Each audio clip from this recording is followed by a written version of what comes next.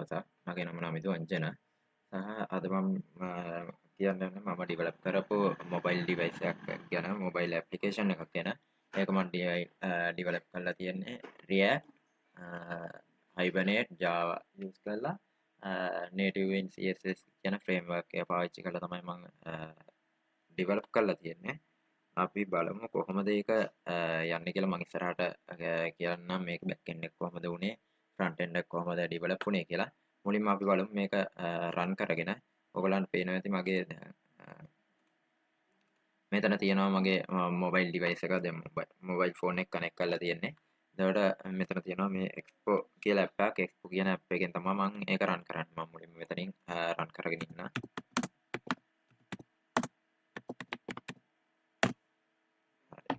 දැන් මම මේක දුන්නාට පස්සේ මෙතනින් npx export start කරලා දුන්නාට පස්සේ මෙතනින් QR code එකක් එනවා. ඒක මම ෆෝන් එකෙන් ලොක් කරලා මම ඔයගොල්ලන්ට පෙන්නනවා. ඔයගොල්ලන්ට මේ මෙන්න මෙතන පොඩියට zoom මේ එකේ බලා ගන්න පුළුවන්. මගේ ෆෝන් එක එතන පෙන්නනවා.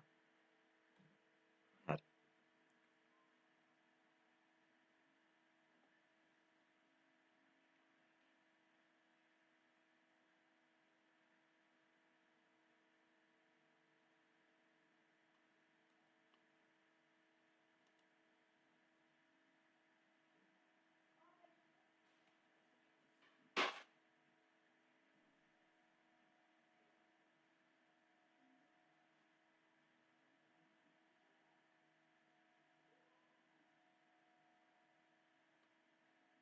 හරි.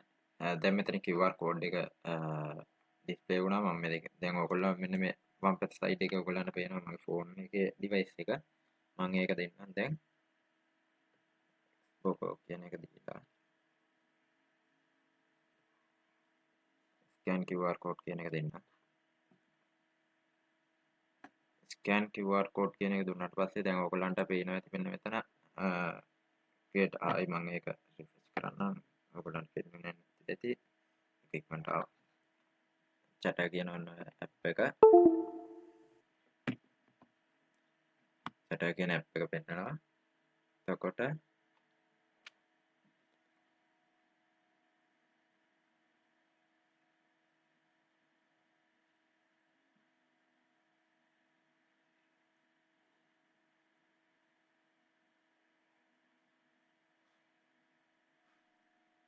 ඔන්න ඔය විදිහට තමයි මුලින්ම ඩිස්ප්ලේ වෙන්නේ chat කියන ඇප් එක. එතකොට මම මෙතනින් sign in එකක් දීලා පෙන්නන්නම් කොහොමද මේක තියෙන්නේ කියලා. මගේ ඉන්න user කෙනෙක්ගේ. හරි. අපි ඒ sign in එකට ගියාට පස්සේ ඔයගොල්ලන්ට පේනවා මගේ කියන්නේ කවුරු හරි ඉන්න user කෙනෙක්ගේ details ටික load වෙනවා. ඒ කියන්නේ එයාගේ chat එක load වෙනවා. මම මෙතන අලුත් user කෙනෙක් log කරලා පෙන්නන්නම්. මම මෙතනින් දෙනවා. හරි. මම මෙතනින් අලුත් user කෙනෙක්ව දෙනවා. එතකොට මෙතනින් මට country එකක් කැමති country එකක code එකක් දෙන්න පුළුවන්. ඔයගොල්ලන්ගේ phone number එකට අදාළව. මම මෙතනින් ශ්‍රී ලංකා කියලා තියෙන හින්දා මම ශ්‍රී ලංකා එක දැන් දෙනවා. එන්ටර්ම නම්බර් එක තියමු. හරි.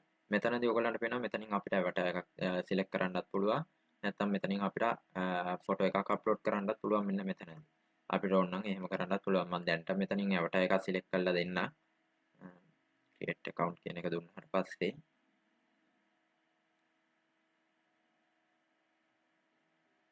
හරි. ওই විදිහට තමයි තියෙන්නේ. එතකොට දැන්ට chat එකක්වත් නැති හින්දා මෙයාට තාම friend කෙනෙක්වත් නැති හින්දා friendලා කවුරුත් නැති හින්දා තමයි මම පෙන්නන්නේ. මම දැන්ට ඉන්න කෙනෙක්ව sign in කරගෙන පෙන්නන්න. එතකොට මම මෙතනින් දෙන්නම්.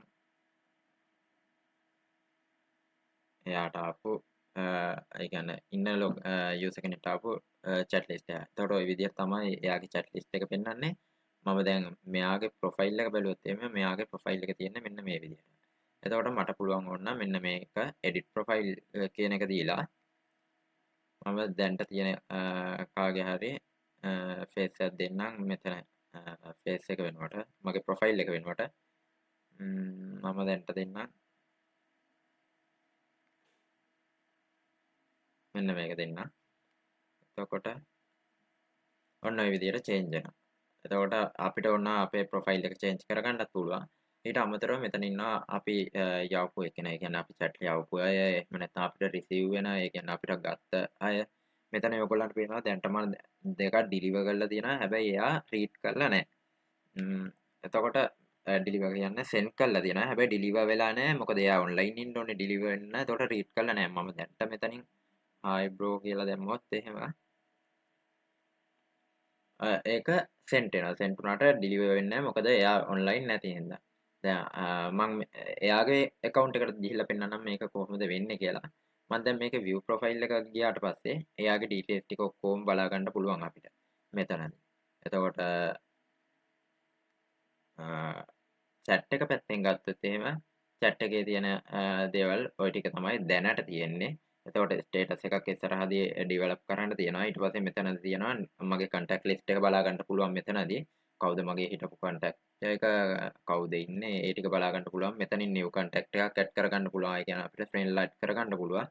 ඊට අමතරව මේකේ තියෙනවා search එකක් අපිට ඕන නම් මෙතනින් තනියම search කරලා ඔන්න එයාගේ chat එක ගන්නත් පුළුවන්. ඕනෙම නැත්නම් අපිට පුළුවන් ඕනනම් ආයේ අනිත් එක්කෙනාව සර්ච් කරලා ඉවරලා කවුරු හරි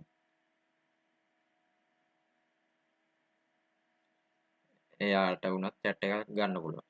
එතකොට ඔයගොල්ලන්ට පේනවා ඉතින් මේ මෙයාගේ chat එකේ මේ ඩබල් ඩිලිවර් වෙලා එයා රීඩ් කරලා තියෙනවා කියලා පෙන්නනවා. දැන් මම මෙතනින් ඔයගොල්ලන්ට ගිහිල්ලා පෙන්නන්නම්. දැන් අපිට ඉන්න මෙන්න මේ යූසර්ට මම දැම්මේ. එයාගේ account එකට log වෙලා පෙන්නන්නම් කොහොමද ඒක වෙන්නේ කියලා. දැන් මම මෙතනින් log out වෙන්න.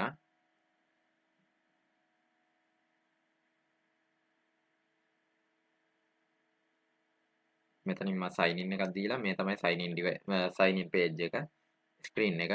එතකොට මම මෙතනින් දෙන්න.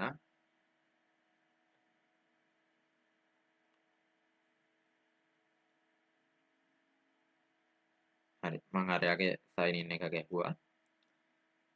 හරි එයාගේ එතකොට ඔන්න දැන් තුනක් ඇවිල්ලා කියලා දෙන්නවා. මොකද කලින් දෙකක් එයා රීඩ් කරලා තිබ්බේ නෑනේ. එතකොට දැන් මම මේකට ගියාට පස්සේ ඔන්න තියනවා මෙයාගේ මේ තියෙන ටික. hi bro මචං මොකෝ වෙන්නේ hi bro. ඔන්න ඔය ටික තියෙනවා. එතකොට දැන් අර කලින් දාපු ප්‍රොෆයිල් පික්චර් එකක් දැන් මෙන්න මෙතනට ඇවිල්ලා තියෙනවා. හරිද? ඒ කියන්නේ අප්ලෝඩ් කරපු එක. ඊට පස්සේ අපිට පුළුවන් ආයි ඔන්න ලොග් අවුට් වෙලා අපි බලමු අරයාගේ පැත්තෙන් හරියටම මේ එයා රීඩ් කරා කියලා පෙන්නනවාද කියලා.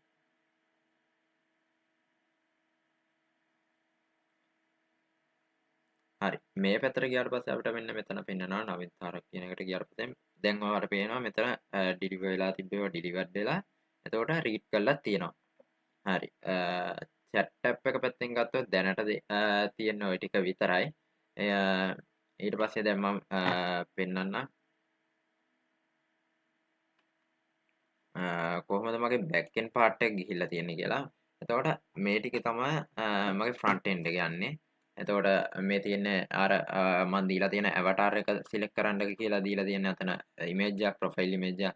එතකොට මේ තියෙන profile screen කියන්නේ අපේ individually profile screen එක.